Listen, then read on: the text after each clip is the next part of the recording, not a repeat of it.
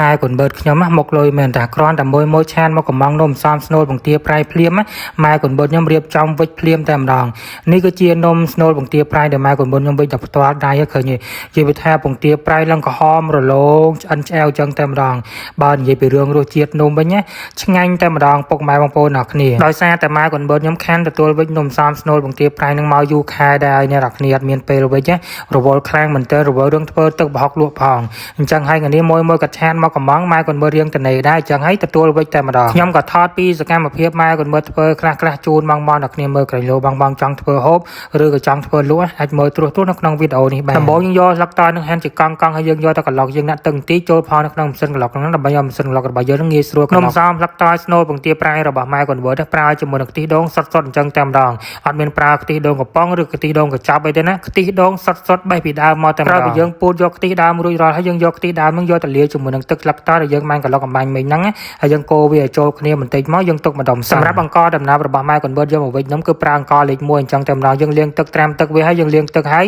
យើងទុកអង្ករដំណើបរបស់យើងឲ្យវាស្រស់ទឹកបែបហ្នឹងបានយើងអាចយកអង្ករដំណើបហ្នឹងយកមកអាប់ជាមួយនឹងទឹកស្លឹកតើរបស់យើងបានមើលអង្កររបស់យើងស្រស់ទឹកល្អហើយទឹកស្លឹកតើក៏យើងបានលាយរួចរាល់យើងនោះទឹកស្លឹកតើចូលមួយកែវដាក់ក្នុងខ្ទះមករួចហើយយើងដួសអង្ករ2ចានទឹកស្លឹកតើមួយកែវយើងប្រើអង្ករដំណើបយើង2ចានកុំតន់បើកភ្លើងពុកម៉ែបងប្អូនអ្នកនេះយើងឆាអង្ករហ្នឹងឲ្យចូលពណ៌ជាមួយស្លឹកតើហើយចាំយើងបើកភ្លើងហើយយើងបើកភ្លើងមកល្មមបាន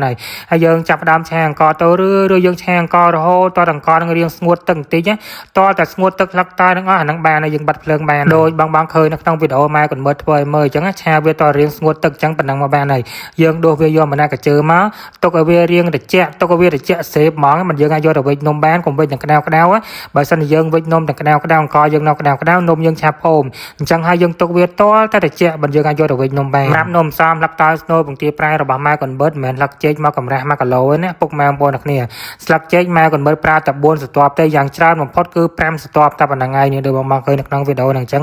យើងដាក់អង្ករដំណើបហើយយើងដាក់បង្ទាប្រៃយើងដាក់ជាមួយនឹងស្នូលសណ្ដែកមកនិយាយថាស្នូលសណ្ដែករបស់ម៉ែកូនបឺតប៉ប៉ាន់ណាណៃមើលតែស្នូលសាច់ជ្រូកមកឡើងប៉ប៉ាន់ណាណៃមកពុកម៉ែបងប្អូនអ្នកគ្នាក្នុងមួយដើមតម្លៃតែ15000រៀលទេណាអ្នកគ្នាបង្ទា4គ្រាប់មួយដើមតម្លៃ15000រៀលលុយខ្មែរយើងនឹងទេហើយបើនិយាយពីរឿងទម្ងន់នំវិញ1គីឡូ2ខាំ1គីឡូ1ខាំនិយាយរួមទៅគឺអត់ក្រោម1គីឡូទេនំ1គីឡូតម្លៃ15000រៀលពុកម៉ែបងប្អូនអ្នកគ្នាបងចង់បានឆានមកកំងបានឆានមកសួរព័ត៌មានបន្ថែមបាននៅក្នុងពេកណាបងនៅពេញផ្ញើបានណាពេញអីផ្ញើបានទាំងអស់បងពេញខេត្តកណ្ដាលខេត្តកំពង់ស្ពឺហើយនៅចិត្តកែវហ្នឹងគឺផ្ញើបានទាំងអស់បងចង់បានឆានមកកំងបាននៅក្នុងពេកឆាតសួរព័ត៌មានបន្ថែមបានបន្តិចឆាតសួរបានតិចបងគិតថាម៉ែកូនបឺតដាក់លាក់បើសិនជាម៉ែកូនបឺតដាក់លាក់ពណ៌វាខៀវដូចលាក់ចេកអញ្ចឹងពណ៌ឡើងខៀវល្មើងមកអាហ្នឹងគេដាក់លាក់ហើយតែបើថា